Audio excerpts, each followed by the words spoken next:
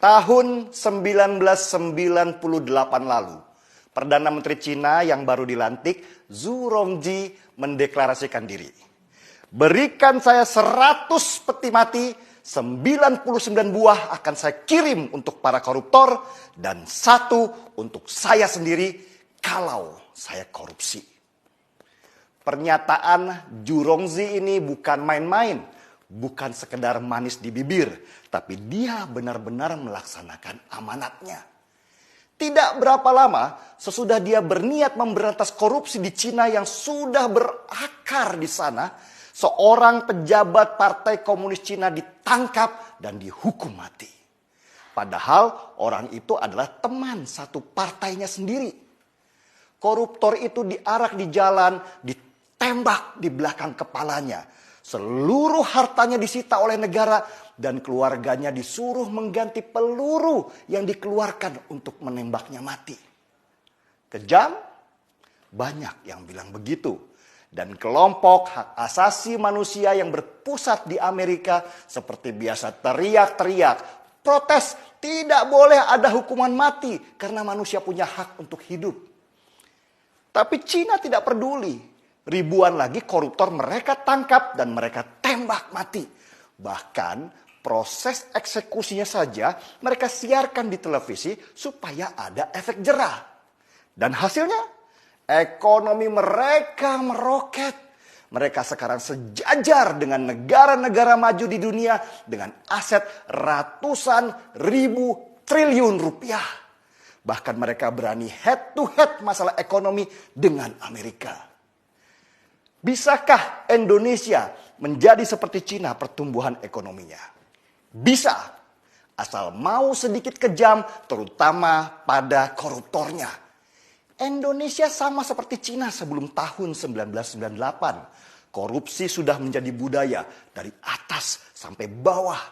Kalau nggak korupsi rasanya badan nggak enak. Soalnya di sekitarnya begitu semua. Pertanyaannya, beranikah Indonesia? Wacana hukuman mati untuk koruptor di Indonesia sebenarnya adalah wacana lama. Tapi tidak pernah berhasil dilaksanakan. Ya gimana? Wong untuk itu harus dibuat undang-undangnya dulu. Yang membuat adalah DPR. Dan di mana koruptor yang paling banyak? Ya di DPR juga. Mana mau maling nangkap maling. Selain itu, perangkat hukum kita seperti KPK juga gak bersih-bersih amat. Bukannya sibuk membangun sistem supaya orang tidak bisa korupsi, malah main politik. Kebayang kalau mereka main tangkap sembarang orang hanya karena tidak senang. Orang tidak bersalah bisa hilang nyawanya.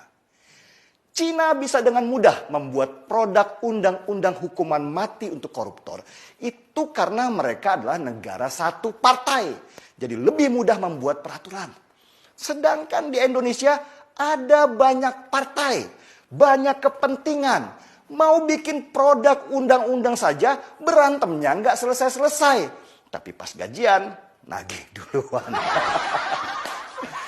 Para anggota DPR yang mayoritas dari partai itu punya konsep yang mirip-mirip Julius Caesar, Vini, Vidi, Vici. Kami datang, kami lihat, kami taklukkan. Tapi mereka modifikasi sedikitlah dengan kalimat, kami datang, kami absen, kami ngorok di ruangan, dan kami pulang. Jokowi sendiri sudah mulai menyatakan, kalau rakyat yang minta, bisa saja ada hukuman mati untuk koruptor. Tapi ya itu, siap nggak DPR-nya bikin undang-undang? Dan wacana ini kembali bergulir dengan harapan tinggi, meski nggak pernah terjadi. Mirip-mirip timnas sepak bola Indonesia yang selalu menjanjikan juara, tapi selalu pulang dengan tangan hampa. Kalah sudah biasa, kalau menang itu baru luar biasa. Sulit sekali negeri ini menghukum mati para koruptor di sini. Bahkan Fadli Zon, petinggi Partai Gerindra, pernah tanpa malu-malu menyebut kalau korupsi itu oli pembangunan. Kalau nggak ada korupsi, negara nggak jalan. Nah loh, gimana mau bikin undang-undang? Mungkin hanya di Indonesia koruptor diperlakukan seperti raja. Dikasih baju kebesaran warna oranye, terus dadah-dadah di depan kamera dengan senyum lebar di wajah. Nanti di depan pengadilan yang laki pakai kopiah dan yang wanita pakai kerudung mendadak syariah.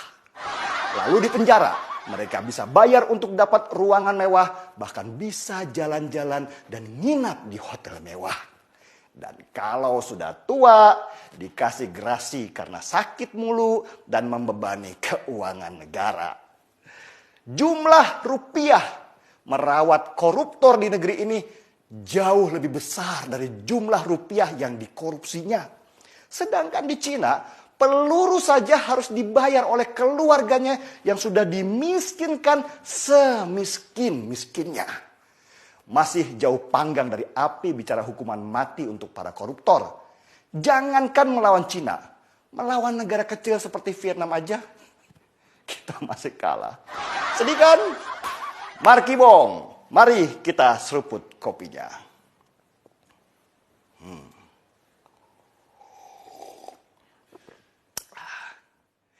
Saya Denny Siregar.